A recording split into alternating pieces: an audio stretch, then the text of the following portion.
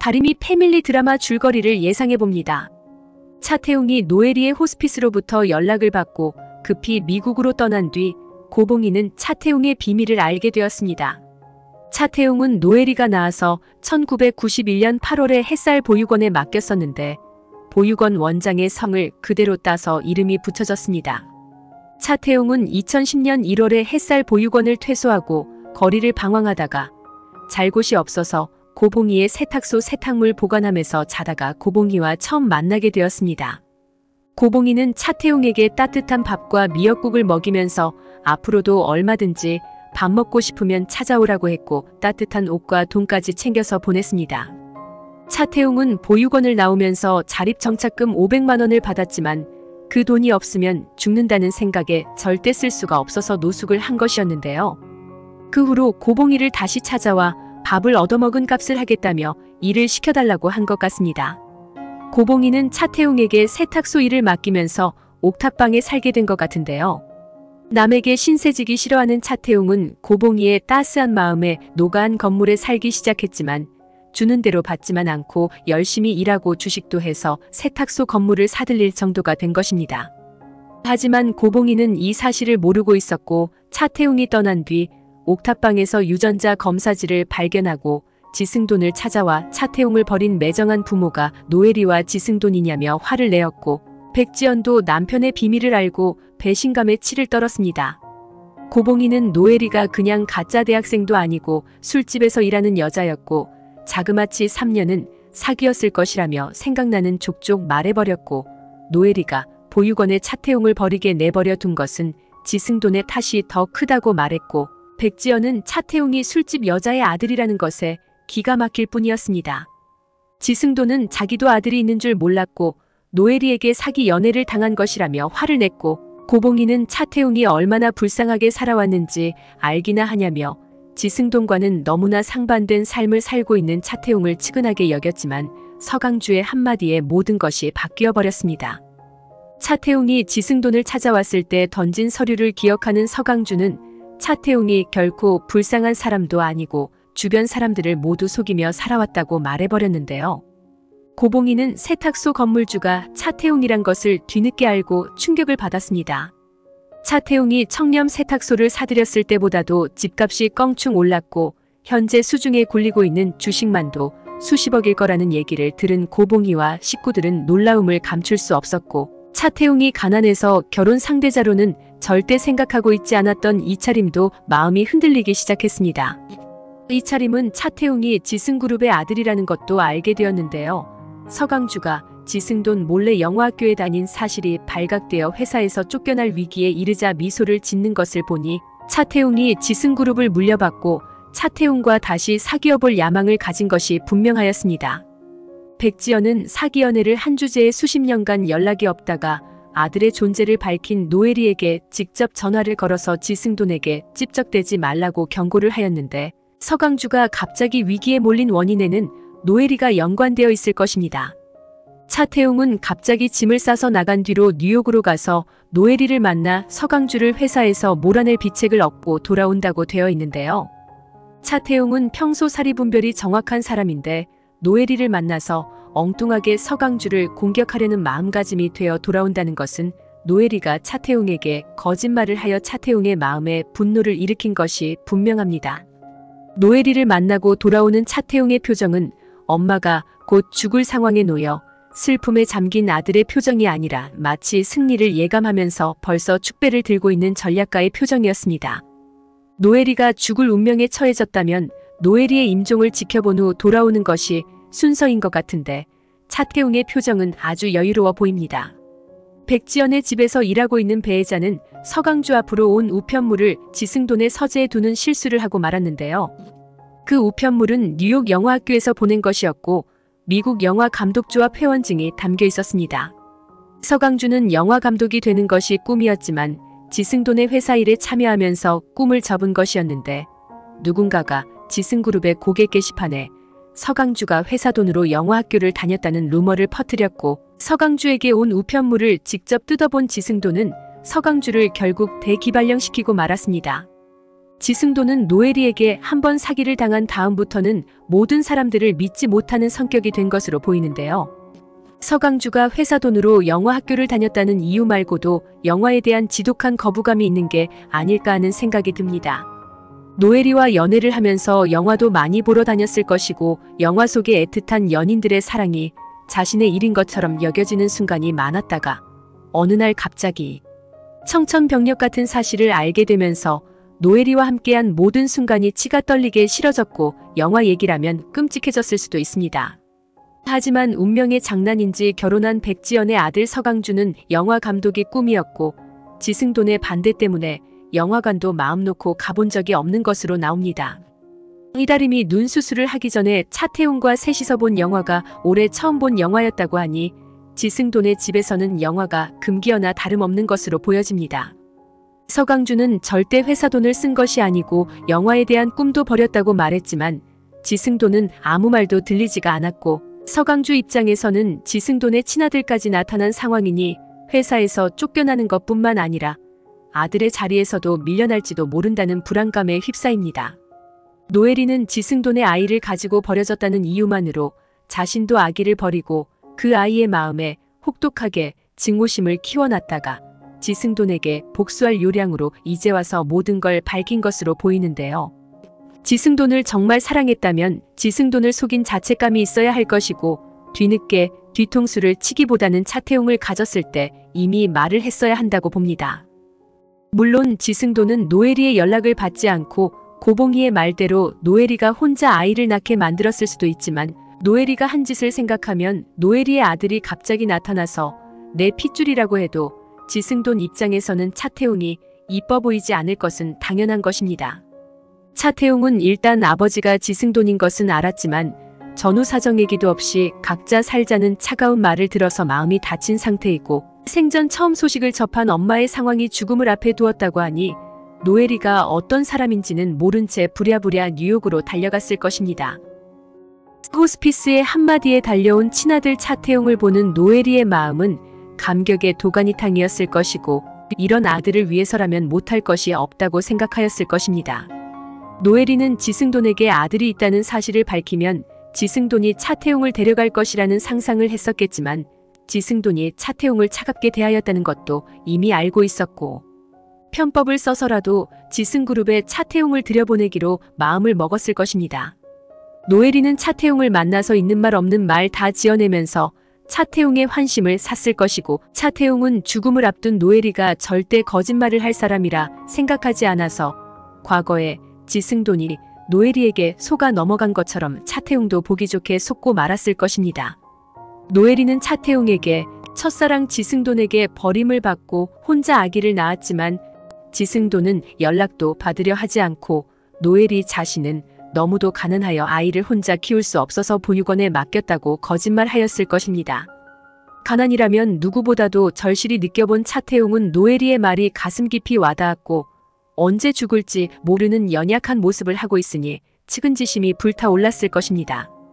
정말 노엘이가 죽기 전에 아들에게 큰 선물해주고 싶어서 이런 짓을 벌인 것인지 과연 노엘이가 죽을 병에 걸린 것은 맞는지 전화를 받을 수 있는 기력임에도 불구하고 호스피스가 차태웅에게 연락을 하였다는 것도 의심스러운 부분입니다. 노엘이는 백지연의 전화를 받고 복수심이 극대화된 것으로 보이는데요. 차태웅에게 서강주의 약점을 알려주면서 지승돈과 멀어지게 만든 것 같습니다. 노엘이는 차태웅이 청렴 세탁소 알바이기만 한 것은 아니라는 걸 뒷조사를 통해 알고 있었을 것입니다. 이미 차태웅이 건물주이고 주식 부자일 만큼 능력이 있다는 걸 아는 노엘이는 서강주보다 경영에 탁월한 재능이 있는 차태웅을 지승그룹에 넣을 계획을 짰고 서강주가 뉴욕에서 어떻게 살았는지 뒷조사를 하여 회사 돈으로 영화학교를 다녔다는 루머를 퍼뜨리게 된 것입니다. 아니면 노엘이가 아니라 게시판에 글을 올린 사람이 차태웅일 수도 있는데요. 차태웅이 개인적으로 아직까지 그렇게 크게 서강주에게 반감을 가질 관계는 아니었는데 노엘이가 얼마나 구슬렸으면 침착한 차태웅이 흑화하게 된 건지 지승돈을 몇 년간이나 속이며 연애를 한 노엘이가 얼마나 거짓말에 능한 사람인지 보여주는 대목 같습니다. 노엘이를 처음 만난 차태웅은 당신이 제 친엄마가 맞나요? 저를 보육원에 버리시고 이제야 연락을 하는 이유가 있나요? 하자 노엘이는 나는 널 버린 게 아니야. 내가 형편이 안 돼서 널 보육원에 잠시 맡겼는데 나한테 병이 생겨서 나도 먹고 살기 바빠서 널 찾으러 갈 수가 없었어. 나는 널 네 아버지한테 부탁이라도 해볼까 하고 연락했지만 도통 내 전화를 받아야 말이지. 그 사람은 나를 잠시 가지고만 놀았고 아이가 생겼다고 하니까 날 버리고 만 거야. 나는 그 사람 진심으로 사랑했는데 난 비참하게 버려지고 만 거야. 알고 보니 나 말고 어느 부잣집 여자랑 결혼하려고 그랬던 거였어. 지금 네 아버지란 사람 회사, 다 그 여자 아버지 덕분에 사업이 큰 거야. 그 여자한테는 아들도 있다던데 자기 자식은 나 몰라라 하고 남의 자식은 잘 데리고 사는 거 보니 내가 화가 나서 견딜 수가 없더라. 마음 같아서는 옛날에 사랑했던 사람의 인생 더 이상 건드리고 싶지 않았어. 하지만 난 네가 보육원을 나갔다는 소식을 듣고 너를 얼마나 찾아다녔는지 몰라. 내가 죽기 전에 너에게 못 준 사랑. 네 아버지를 만나서 다 받아보라고 네 아버지한테 널 알려줬어. 하지만 그 사람은 나 같은 건 죽으면 그만이다라고 생각했는지 아무 답장도 없더라. 하자 차태웅은 그래서 그 사람이 절 찾아온 거로군요. 처자식을 그렇게 매몰차게 버린 사람이라면 저도 필요 없어요. 그냥 모른 척하고 사시면 돼요. 제가 듣기론 당신도 몸이 많이 아프시다고 들었는데 다른 생각은 안 하시는 게 좋지 않겠어요? 하자 노엘이는 아니야. 난 그럴 수 없어. 네가 아버지가 멀쩡히 있는데 왜 그 허름한 세탁소 옥탑방에 살아야 해? 너 그동안 고생하며 산 거 그걸로도 충분해. 더는 고생할 필요 없는 거야. 내가 치료비라도 뜯으려고 네 아버지한테 접근한 거 같니? 아니야, 나는 아무 미련이 없는 사람이야. 단지 너를 위해서 네가 제자리를 찾아갈 수 있게 하고 싶은 마음뿐이야. 노엘이는 지승돈의 아들은 차태웅뿐이라는 걸 인식시켜주려고 하는데요. 차태웅은 저는 그동안 부모님 없어도 잘 살아왔어요.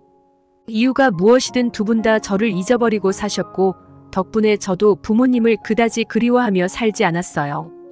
당신이 위독하다는 연락을 받고 급히 오긴 했지만 전 당신의 임종까지 볼 자신은 없습니다. 저를 버린 부모님이라도 어딘가에 살아계실 거라고 생각하며 사는 게 낫지.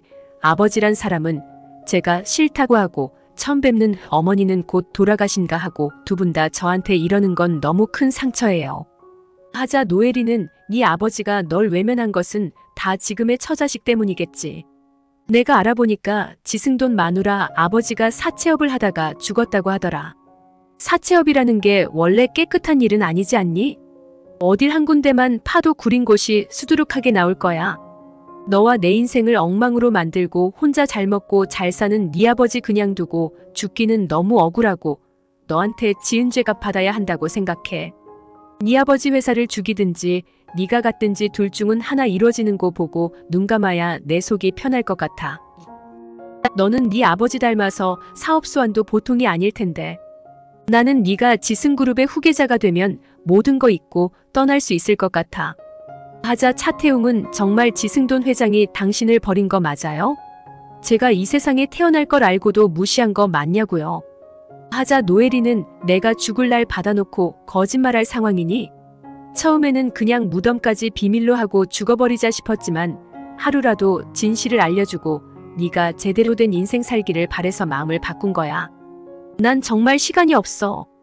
몇 달이 뭐야 한 달도 채 못 살 것 같아. 그게 얼마나 두려운 건지 아니? 그런데 네가 이렇게 날 찾아와 줄줄 꿈에도 몰랐는데 막상 널 보고 나니 다시 살고 싶을 정도로 내가 뭔가 해야겠다 싶었어. 다른 거 다 필요 없고 너한테 진짜 가족을 찾아주고 싶었다고. 하자 차태웅은 그럼 당신이 마지막으로 바라는 소원이 정확히 어떤 거예요? 제가 지승그룹 후계자가 되는 것이 진심이세요? 하지만 지승돈 회장의 아들 서강주도 만만치 않은 사람이에요. 하자 노엘이는 내가 말했잖니. 파다 보면 구린데가 한 군데는 나온다고 말이야. 내가 알아본 게 있는데 서강주가 뉴욕에서 영어학교를 다녔다고 하더라. 그런데 그 기간이 MBA 유학 시기와 맞물려 있지 뭐야. 두 가지 일을 동시에 하려면 시간도 빡셀 텐데 비용을 어떻게 충당하겠니? 회사 돈을 횡령하지 않고서야 절대 불가능한 일이야. 내가 보기엔 서강주가 지아버지를 속이고 회사 돈을 빼돌렸거나 지승돈이 아들이라고 몰래 뒷돈을 챙겨줬던가 둘 중에 하나야? 하자 차태웅은 두 쪽 다 무슨 증거가 있나요? 증거가 있어야 잡든지 하죠. 그러자 노엘이는 뉴욕 영화학교에서 보낸 우편물이 서강주에게 도착할 거야. 그걸로도 충분해. 하지만 지금 내가 말하는 건 두 사람을 잡으려는 게 아니야. 네 아버지 지승돈을 건드리면 어떻게 되겠어? 자기 아들 낙하산으로 띄운 것도 모자라 차별 대우한다고 주가가 폭락하면 안 되잖아. 지승그룹은 네 건데 말이야. 난 서강주를 건드리자는 거야. 서강주는 지승돈 몰래 영화학교를 다닌 것만으로도 회사에서 퇴출감이고 회사 돈까지 끌어다 썼다는 걸 사원들이 알게 되면 더 이상 얼굴 들고 못 다닐 거야. 넌 그럼 서강주가 빠진 자리 메꾸기만 하면 되는 거고 자동적으로 후계자는 네가 되는 거지. 하자 차태웅은 제가 무슨 수로 그 회사에 들어가요?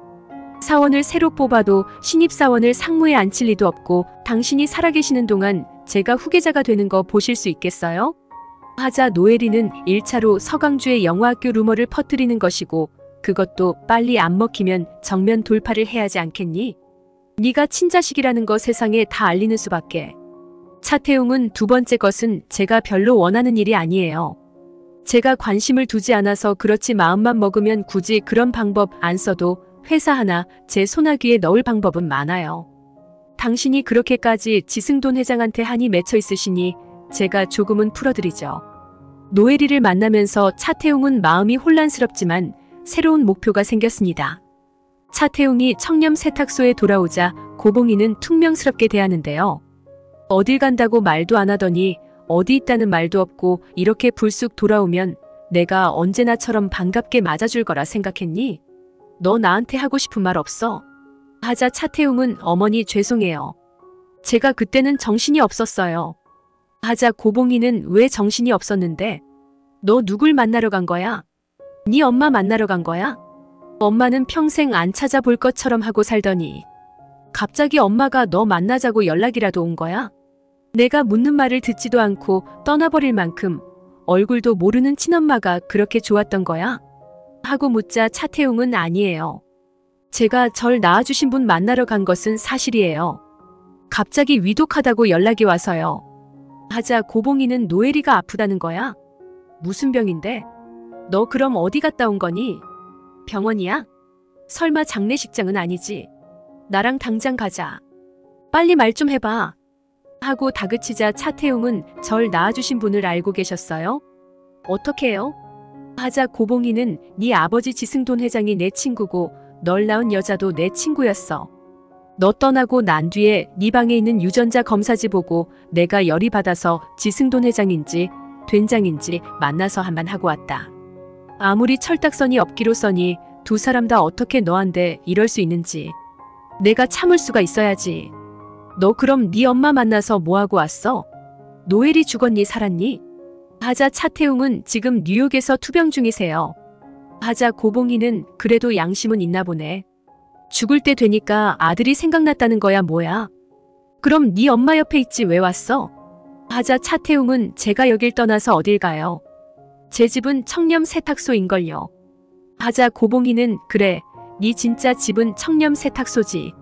너 이 건물 주인이라는 소리도 들었다.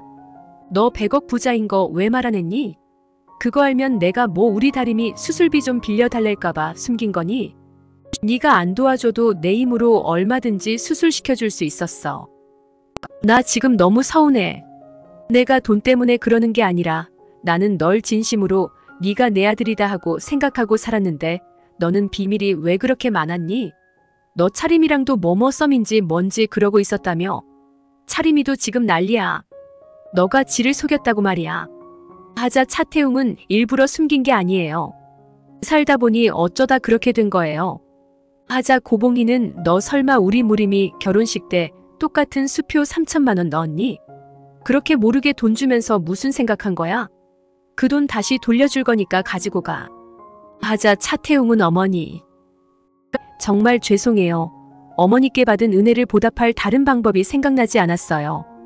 몇 년 동안 제가 받은 월세와 전세 보증금을 돌려드리는 방법이 그거밖에 없었어요. 제가 잘못했어요. 차태웅의 말에 고봉이는 한숨을 쉬며 너 잘못한 거 없다. 다 내가 못나서 그렇지 뭐. 네 엄마가 너 만나서 무슨 말을 하든 같이 살자고 해. 너 이제 돈 많으니 어딜 가서 살아도 문제는 없을 텐데 왜 다시 돌아온 거야? 청렴 세탁소 정리하려고 들어온 거야? 하자 차태웅은 어머니가 보고 싶어서 왔어요. 저한테 엄마는 어머니뿐입니다.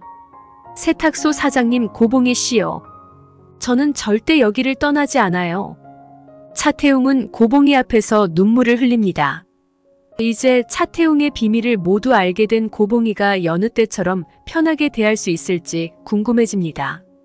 차태웅이 부자라는 것을 알게 된 이차림은 서강주가 지승그룹에서 밀려나고 차태웅이 회사에 들어오기만 기다릴 텐데요.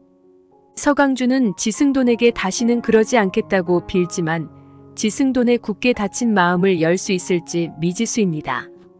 노예리에게서 특별 비법을 받고 돌아온 차태웅의 계획대로 서강주와 지승돈은 영영 멀어질까요? 노예리는 지승돈에게 복수할 결심으로 차태웅을 일부러 버렸고 차태웅에게 복수심을 만들어주기 위해 투병 중인 것처럼 속인 것 같습니다. 시청해주셔서 감사합니다.